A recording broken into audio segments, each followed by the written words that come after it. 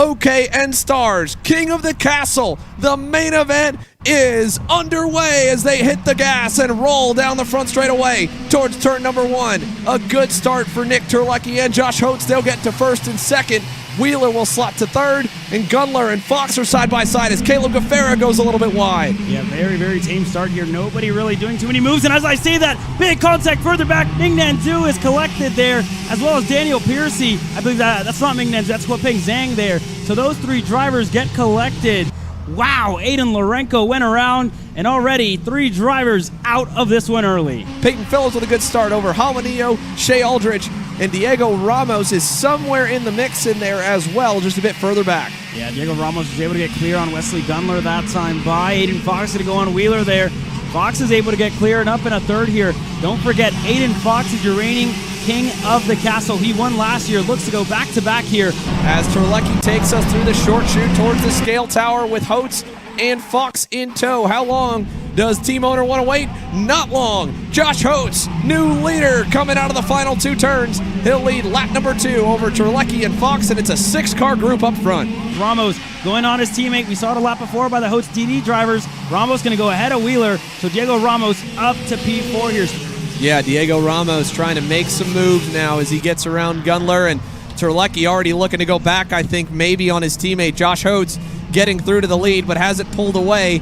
This is going to get dicey here real fast. 5 cars, 6, nearly 7, bumper to bumper. Here comes Fox for second from Terlecki. He'll take it away as Wheeler gets around Gundler. Yeah, and there goes Diego Ramos. He looked for a move. Ramos was able to get clear on Terlecki that time by. So Diego Ramos up another spot. Ben Hernandez, Peyton Phillips, they're not terribly far back from this group. If they fight more, they have a shot as Terlecki goes back on Ramos and retakes the 3rd position. And Henry Wheeler staying right in tow with his teammate, but he's got to worry because Gaffera's close. Gaffera will send it. We've seen him not be afraid at all this week. He makes up another spot, moved Caleb G into the top 5.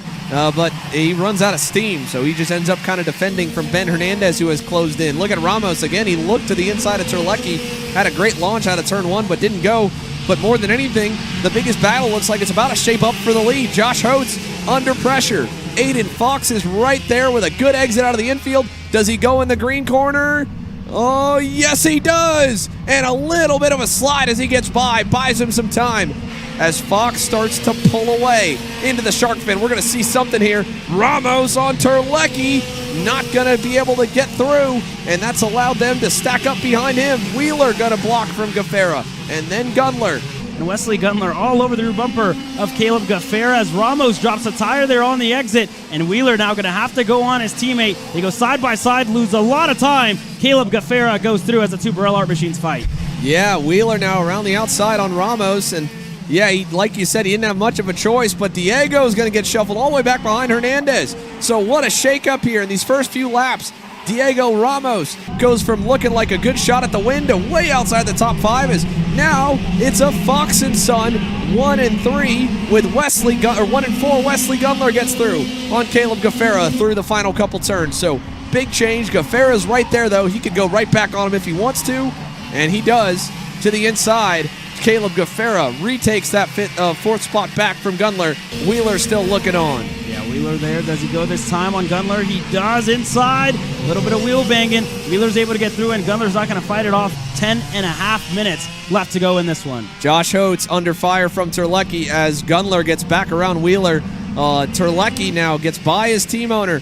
Played patient. It paid off. The fighting happened behind them, and they have now gotten themselves to 2nd and 3rd, closing into Aiden Fox tremendously. Last time by, 0.3 better. Now he's within the drafting window. He's going to get a big run forward as well, though don't forget about Caleb Gaffera. He's already really closed the gap to Josh Holtz.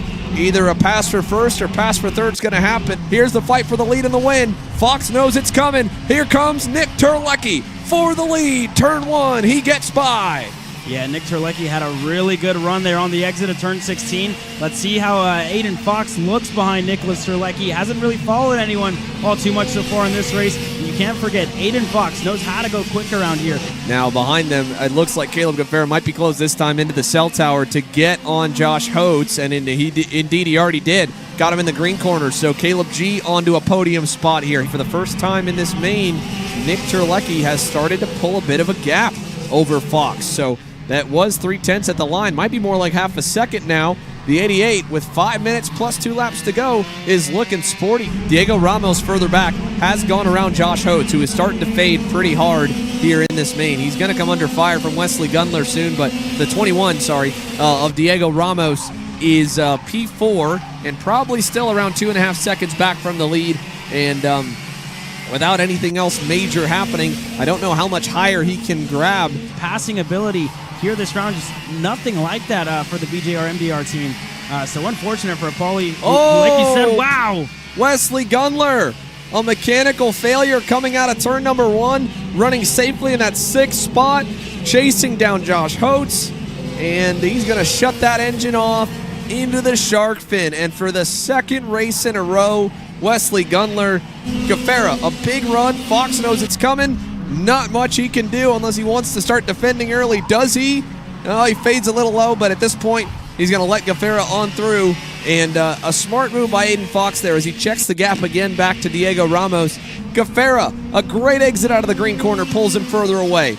Ramos still lurking on, but he's not close either. They're all 2 car lengths apart to the cell tower as Ramos with a big run there in the hairpin, but he's not going to be able to do anything with it. He's still 2 car lengths back, still too far back out of the bus stop. Gafera with a little slide. He'll be okay, though, and it looks like they'll stay in the order as Nick Terlecki is headed home. It is a first national win for Hotes Driver Development. It's a first national win in the pro categories for Nick Terlecki. He wins King of the Castle.